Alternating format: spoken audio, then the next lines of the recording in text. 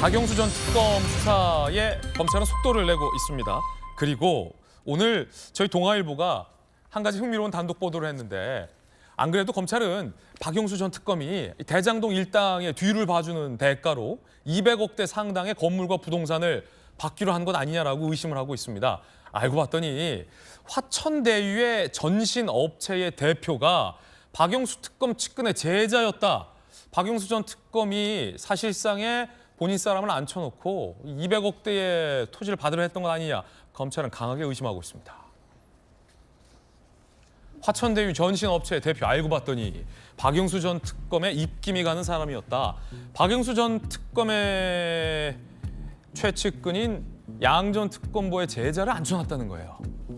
서판교 자산관리 대표이사 A씨로. 매우 공교로운 우연 아니겠습니까? 우연이라면 이건 아주 공교로운 우연이고 상당히 공교로운 인연이라고 볼 수 있겠습니다. 왜 박영수 전 특검 쪽 사람이 화천대유 전신 업체의 대표로 앉아 있었을까? 이게 궁금합니다. 검찰은 박영수 양 전 특검보가 대장동 일당 200억 약속 이행 담보로 지인을 앉혀놓은 거 아니냐 의심하고 있습니다.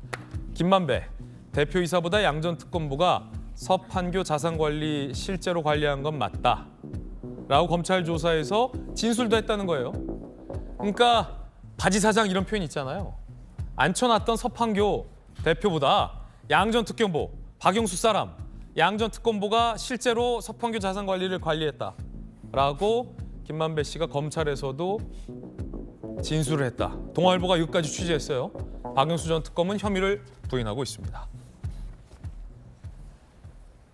이거 이상한데요. 김수현 교수님, 우연이라면 매우 기이한 우연이에요. 박영수 전 특검 쪽 사람이 왜 화천대유의 초기 작업에서 서판교 자산관리 대표로 있었습니까? 어떻게 이렇게 비리 혐의들은 다 우연히 이렇게도 겹치는지 모르겠어요. 그 양재식 전 특검보가 사법연수원 교수로 있을 때의 제자가 화천대유의 전신이라고 할 수 있는 서판교 자산관리 그 회사의 대표로 있었다라는 거예요.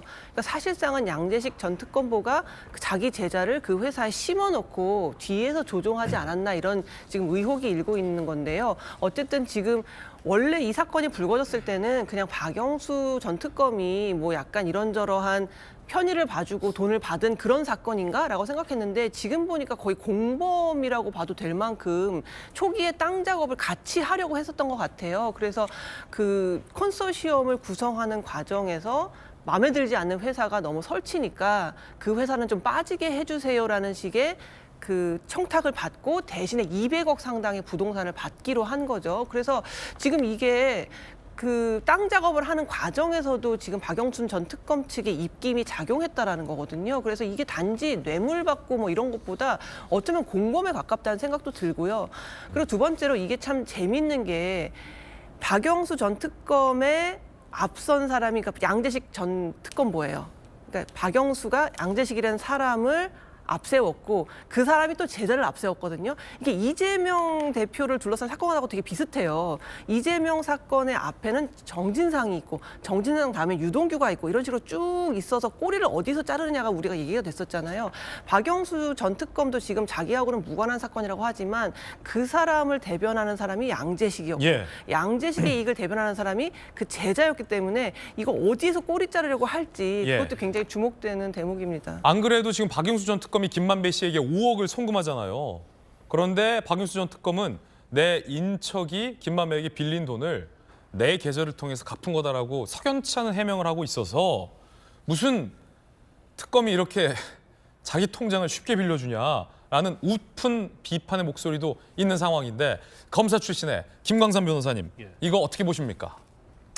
일단 박영수 특검이 지금 50억 클럽과 관련해서 최고 큰 역할을 한 것 같아요. 그러니까 이게 단순히 50억을 받았다 안 받았다 그런 걸로 알았는데 그게 아니고 일종의 대장동 1등하고 원팀으로 했다는 거 아니에요. 그러면 사실 잘못하면 이제 수사 결과를 봐야겠지만 언론 보도가 진짜다고 하면 박영수 전 특검이 대장동 1당이 될 수가 있어요.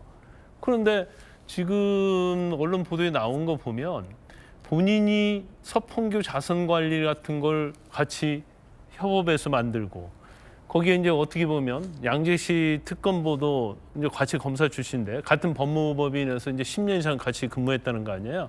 근데 본인이 나중에 특검 갈 때 특검부로 데려갔잖아요. 예. 이게 마치 이 양 변호사가 박영수 전 특검의 그림자처럼 이렇게 실세적인 역할을 한 게 아니냐. 더구나 서펑교 자산 관리라는 회사가 사실 화천대유 전신이거든요. 예. 그럼 거기에다가 양 변호사의 사법연수원 제자 변호사를 갖다 거기에 일종의 이제 우리가 바지 사장이라고 하잖아요. 예. 바지 사장으로 앉혀놨어요. 그러면 결과적으로 박 특검이 향후에 있어서 대장동을 자기가 주도적으로 이끌어가겠다는 그런 취지도 있었던 것 같고. 초창기에 혹시 그랬던 게 아닌가? 그렇죠, 그렇죠. 그다음에 이제 5억을 또 빌려주잖아요. 예. 근데 본인은 빌려준 게 아니고 통장만 빌려줬다는데 이거 석연치 않죠. 어떻게 인척이 직접 빌려주면 되는데 아마 제가 볼 때는 추론을 해본데 개인적 의견인데 자기가 5억을 사업 자금을 대려고 하는데 자기 돈을 쓰기가 그러니까 인척으로부터 빌려서 그리고 이걸 김만배한테 이제 송금을 해서 이제 사업 자금을 준 거예요. 그런데 사실 뭐 김만배도 돈을 자기 자본 뭐 한 3억 5천 갖고 했다는 거 아니에요. 5억 넣어놓고는 이제 엄청난 걸 먹으려고 하는데 결국 이제 서판교 자산관리는 무산이 됐어요. 그 이유는 뭐냐면 남욱이 수사를 받으면서 예. 이게 연결된 것이 무너지면서 이제 화천대유라는 회사가 설립된 건데 이제 결과적으로 보면 본인이 200억 정도를 적어도 대장동과 관련해서 취득을 하려고 했고 그래서 두 번째 뭐 본인이 1억 5천만 원 정도의 또 자문료 받았잖아요. 또 딸로 하여금 반값의 아파트를 또 받게 했단 말이에요. 이런 걸 전체적으로 보면 커넥션이 처음부터 있었다. 예. 그래서 지금 수사를 하면 할수록 이런 언론 보도를 보면 볼수록 박 전 특검이 저런 사람이었나 좀 경악을 좀 금치 못하겠어요. 자, 물론 이제 박영수 전 특검은 다 부인을 하고 있는 상황입니다. 그런데 그 무슨 특검이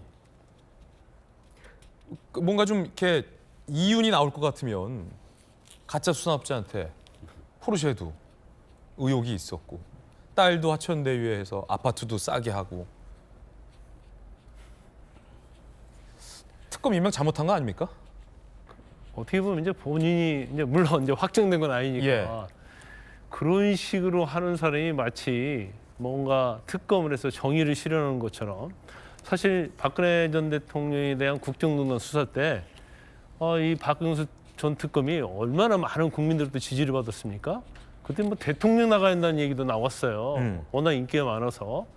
그런데 실질적으로 과거를 들춰보면 정말로 오히려 그때 했던 이미지와 이런 다른 모습들 그리고 사실 뭐 검사할 때도 그렇고요. 변호사 하면서도 사실 좀 이 얘기는 좀 많이 있었어요. 너무 뭐 인맥이 넘다. 여기저기 좀 많이 관여를 한다.